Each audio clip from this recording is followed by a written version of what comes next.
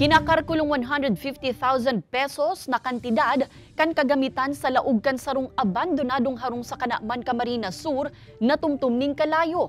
Ang pigihiling na rason kan kasulo, aramon sa report ni Jessica Kalinog.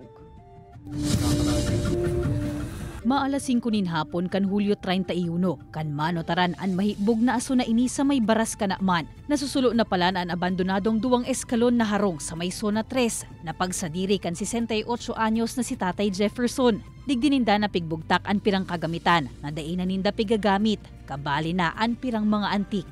Ang nakakita ng yung estudyante ko dito na diyan, ang pinaka main root cause yung pagparauran, nagkaroon siguro ng short circuit doon diyan sa may parting iyan, yung connection diyan. Padagos pa man ang investigasyon kan BFP Kanakman sa insidente, nganing makumpirmar ang naging kausa kan kasulo.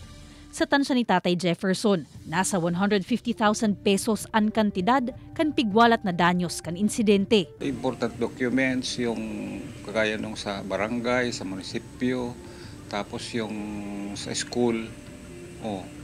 Tapos mayroon pang estudyanteng na nag-iwan ng mga gamit na hindi na bumalik. Nilagay ko dyan. O nasunog, kasama doon sa sunog.